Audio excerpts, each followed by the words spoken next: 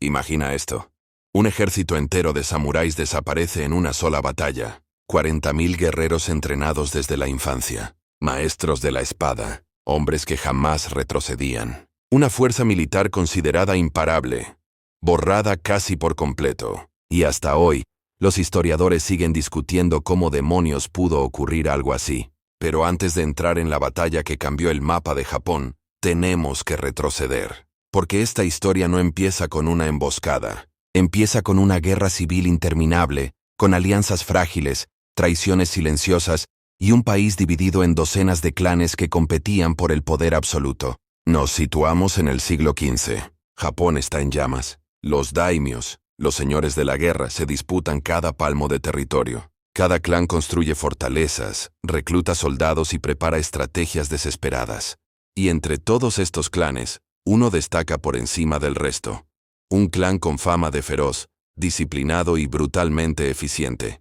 Un clan que había ganado casi todas sus batallas. Un clan que pronto afrontaría su mayor pesadilla. En esta época, los samuráis no eran solo guerreros. Eran la columna vertebral del poder político. Servían a sus señores con devoción absoluta. Y su vida entera giraba alrededor del combate, el honor y la obediencia. Por eso, cuando este ejército de 40.000 hombres se puso en marcha, todos los rivales temblaron. Su llegada significaba destrucción, victoria casi segura y un avance imposible de frenar. Sin embargo, había señales inquietantes, rumores que empezaron a circular en templos, aldeas y mercados. Se hablaba de un enemigo distinto.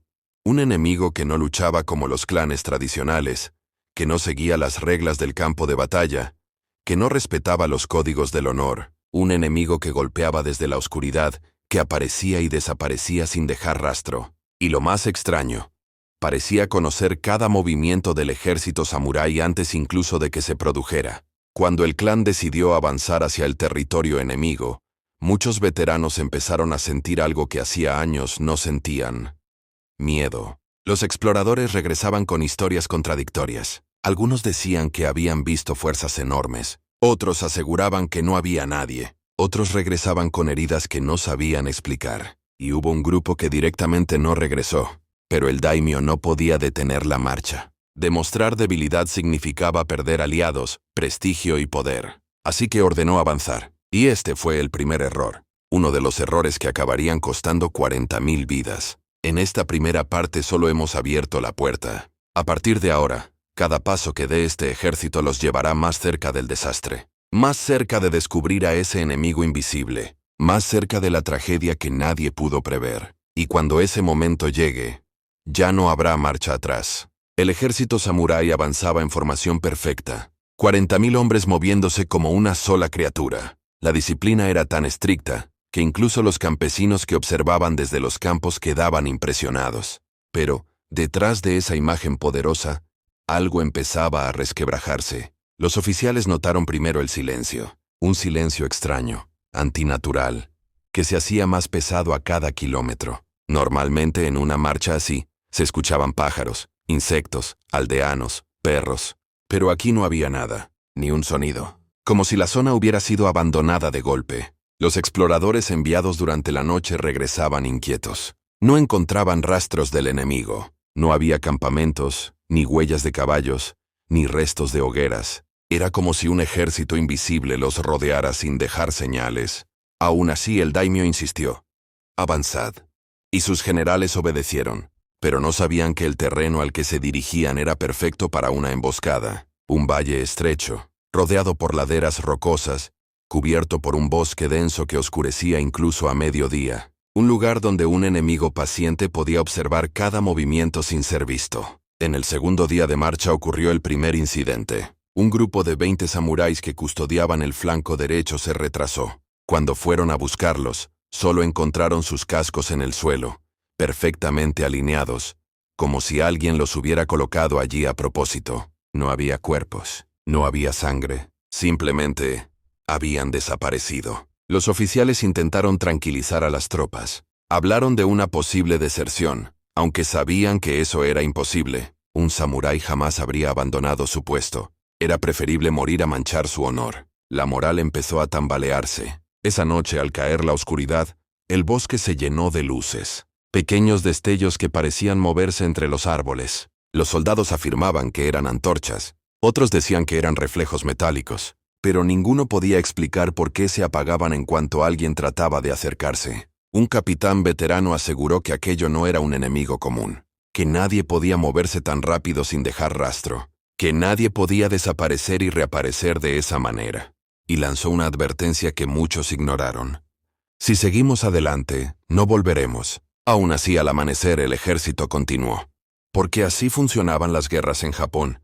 La obediencia era absoluta. La duda era un lujo que un samurái no podía permitirse. Nadie cuestionaba las órdenes, incluso cuando el peligro era evidente. Al entrar al valle, algo cambió de golpe. Los pájaros salieron volando en masa como si escaparan de algo. Los caballos empezaron a inquietarse. Algunos se negaban a avanzar. Y en lo alto de las laderas, muchos juraron haber visto sombras moverse. El enemigo ya estaba allí, observando, esperando, calculando cada paso. Y los samuráis, sin saberlo, acababan de entrar en una trampa diseñada con una precisión aterradora. Lo que ocurriría al día siguiente sería recordado durante generaciones. Pero nadie, absolutamente nadie, estaba preparado para ello. El ejército acampó en el corazón del valle, un terreno aparentemente tranquilo, rodeado de árboles altos y rocas que formaban figuras inquietantes bajo la luz de la luna. Los samuráis montaron guardias dobles. Se colocaron antorchas alrededor de todo el perímetro.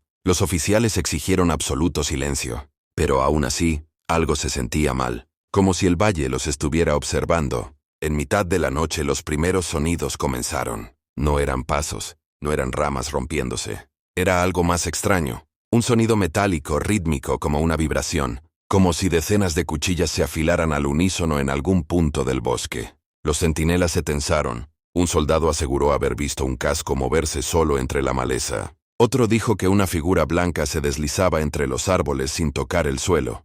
Cuando los oficiales fueron a comprobarlo, no encontraron nada. A las pocas horas, las antorchas empezaron a apagarse, una por una.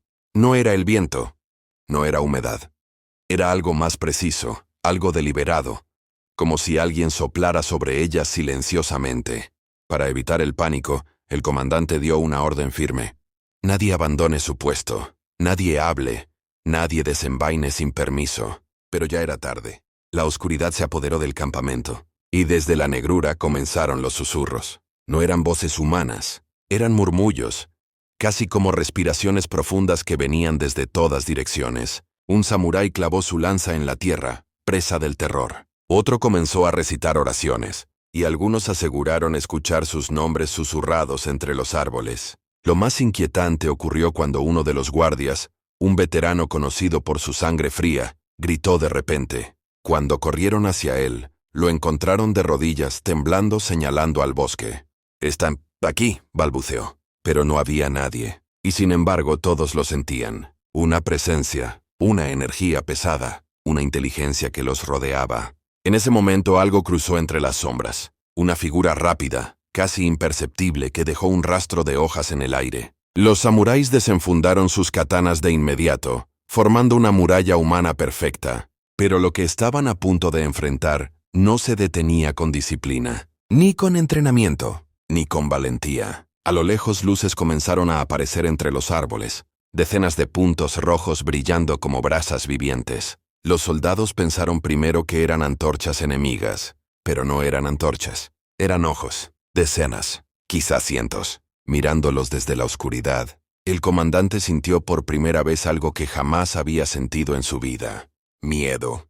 La pregunta ya no era si sobrevivirían a la batalla. La pregunta era si la batalla siquiera comenzaría, o si sería una masacre silenciosa antes del amanecer. Los samuráis se prepararon, apretaron sus katanas, respiraron hondo, y esperaron el ataque. Pero el enemigo no atacó, solo observó, esperó, acechó, hasta que de pronto, sin aviso, todas las luces rojas desaparecieron al mismo tiempo. Lo que ocurrió en las horas siguientes sellaría el destino de los 40.000. Pero nadie, ni siquiera el comandante, había imaginado que el verdadero horror aún no había empezado. Los primeros rayos de sol llegaron sin cantos de pájaros, sin viento, sin movimiento. El valle entero seguía sumido en una quietud antinatural, como si la propia naturaleza hubiera decidido contener el aliento. Cuando los samuráis abrieron los ojos tras aquella noche interminable, lo primero que notaron fue la ausencia de los centinelas. Los puestos de guardia estaban vacíos. Las lanzas seguían clavadas en la tierra. Las cintas seguían ondeando. Pero los hombres habían desaparecido. No había sangre, no había huellas. Simplemente no estaban. El comandante ordenó una búsqueda inmediata. Cientos de soldados recorrieron el perímetro, examinando cada piedra, cada arbusto, cada sombra. Pero no encontraron ni un cuerpo, ni una armadura, ni una sola marca de arrastre. Era como si hubieran sido arrancados del mundo. Mientras intentaban comprender qué había ocurrido, un sonido comenzó a extenderse entre los árboles. Un sonido seco, regular, un golpe metálico repetido a intervalos exactos. Clang, clang, clang. Los samuráis formaron en perfecta disciplina, intentando localizar su origen. Pero el eco los confundía. Parecía venir de todas partes, del norte, del sur, del cielo mismo. Uno de los oficiales temblando susurró. «Es una señal». «¿De ataque?», preguntó otro. «De cacería». La tensión creció todavía más cuando descubrieron algo inquietante en el límite del bosque. 12 cascos samuráis, perfectamente alineados, todos mirando hacia el campamento. No tenían marcas de combate. Parecían haber sido colocados allí con precisión casi ritual. Los soldados empezaron a murmurar. Algunos hablaban de espíritus, otros de guerreros invisibles, y otros decían que habían sido marcados, elegidos. Pero el comandante no podía permitirse el miedo. Ordenó que todo el ejército se preparara para la marcha inmediata. Salir del valle era la única opción. Sin embargo, antes de reorganizarse, algo llamó su atención. Una nube oscura se levantaba a lo lejos. No era humo. No era polvo. Era una formación uniforme, como una sombra que avanzaba a velocidad constante. Cuando la nube se acercó un poco más, los samuráis pudieron ver lo imposible.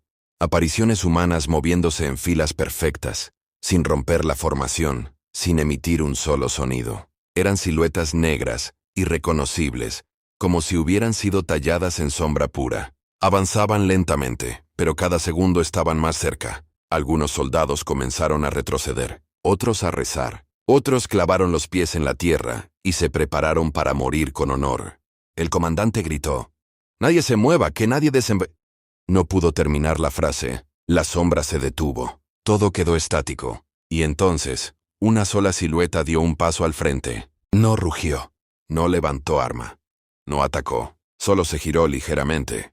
Y señaló el campamento samurái con un movimiento lento y deliberado. Ese gesto fue suficiente. Los samuráis entendieron que ya no estaban siendo observados, ni perseguidos, ni rodeados. Estaban siendo marcados. Y lo que vendría después no sería una batalla. Sería una sentencia. El ejército entero contuvo la respiración. La figura oscura seguía con el brazo extendido, señalando directamente hacia el corazón del campamento. Durante unos segundos que parecieron eternos, nadie se movió. La tensión era tan densa que casi podía sentirse en la piel. El comandante, con voz rota pero firme, ordenó: «Formad líneas, preparad el estandarte, nadie retrocede». Los oficiales comenzaron a organizar a los soldados. Pero algo ocurrió antes de que pudieran completar la formación. Un viento helado atravesó el valle, tan seco, tan preciso, que parecía la exhalación de algo vivo. Y con ese viento llegó el sonido, un murmullo, un susurro imposible de localizar, una mezcla de voces, respiraciones y palabras sin idioma.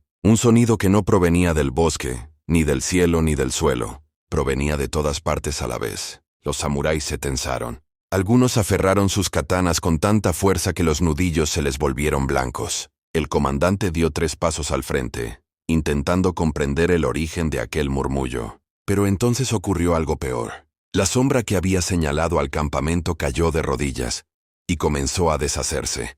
No en humo, no en polvo, en pequeños fragmentos oscuros, como restos de ceniza congelada, que caían al suelo sin hacer ruido. Las demás figuras hicieron lo mismo, una por una, como si hubieran cumplido su propósito. Cuando el último fragmento tocó la tierra, el valle se quedó completamente en silencio. Un silencio que no era natural, era un silencio impuesto. Los soldados rompieron filas. El comandante ordenó la retirada inmediata hacia el norte. Los oficiales gritaban para organizar la marcha, pero la disciplina empezó a quebrarse. Algunos hombres, al límite de su resistencia, comenzaron a correr hacia los caballos. Otros intentaron huir hacia el bosque, y otros paralizados no podían dar ni un paso. Fue entonces cuando lo vieron, una columna de humo, finísima, ascendiéndose en línea recta a pocos metros del campamento. Nadie la había encendido.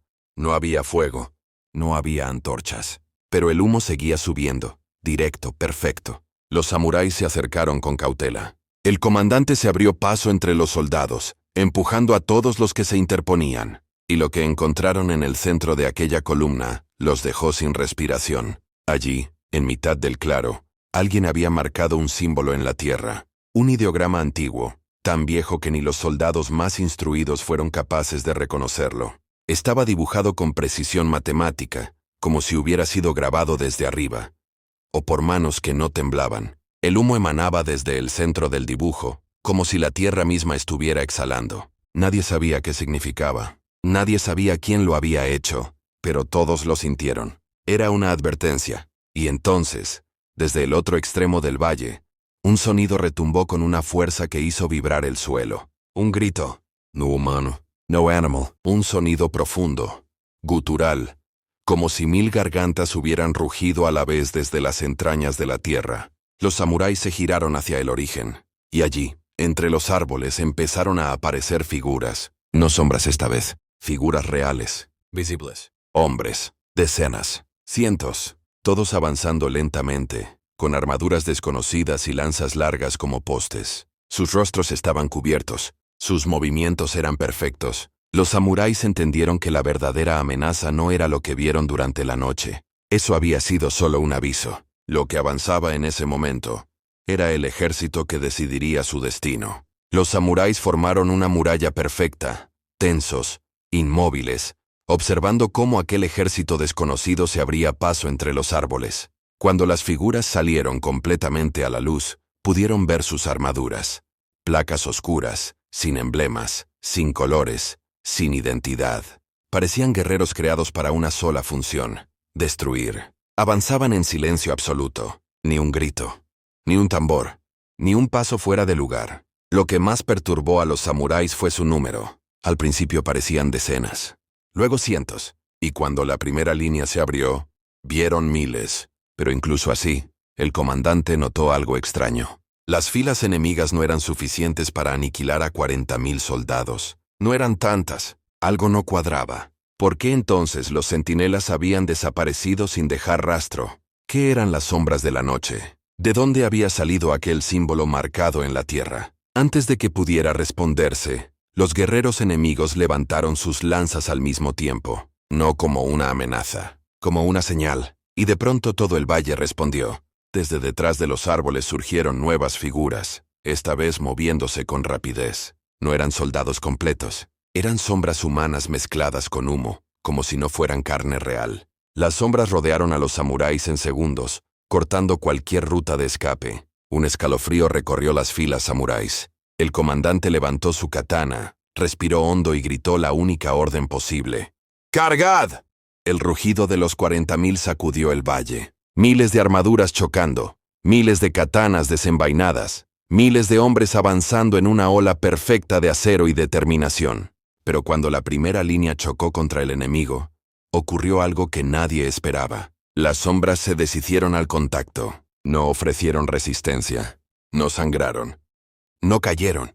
Simplemente se desvanecieron como si nunca hubieran existido. Era una trampa. En ese instante, las tropas reales surgieron desde ambos flancos, completamente ocultas hasta ese momento. Eran unidades ligeras, extremadamente rápidas, armadas con lanzas largas y escudos más estrechos. Su diseño no era japonés, no era chino.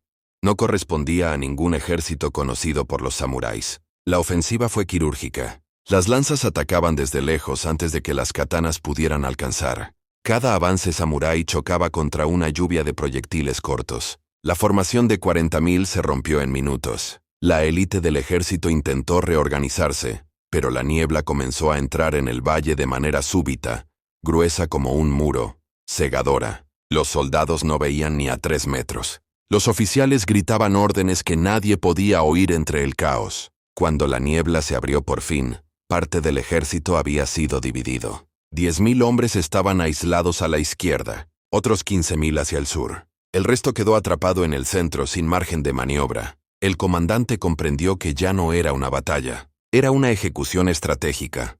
Habían sido llevados al valle por una razón, para ser eliminados en una trampa perfecta, diseñada para desorientar, fragmentar y destruir. Los últimos samuráis lucharon con honor. Muchos pelearon hasta caer sobre sus propias katanas. Otros defendieron sus estandartes incluso mientras la niebla se los tragaba. Pero uno a uno fueron cayendo. Cuando todo terminó, el valle volvió a quedar en silencio. Sin gritos, sin armas, sin movimiento. Solo el eco lejano del viento arrastrando polvo sobre los cuerpos. 40.000 guerreros habían entrado allí. Ninguno volvió. Las crónicas posteriores describieron esta derrota como el día en que los samuráis desaparecieron sin explicación. Pero los pocos exploradores que visitaron el valle años después juraron haber visto figuras moverse entre la niebla. Sombras con armaduras negras, murmullo de espadas que nadie sostenía, y a veces un símbolo grabado en la tierra, idéntico al que apareció aquel amanecer. Nadie supo realmente qué ejército fue el responsable. Nadie reclamó la victoria. Nadie se atribuyó la masacre. Por eso, esta historia nunca se cerró, porque tal vez ese ejército nunca se marchó.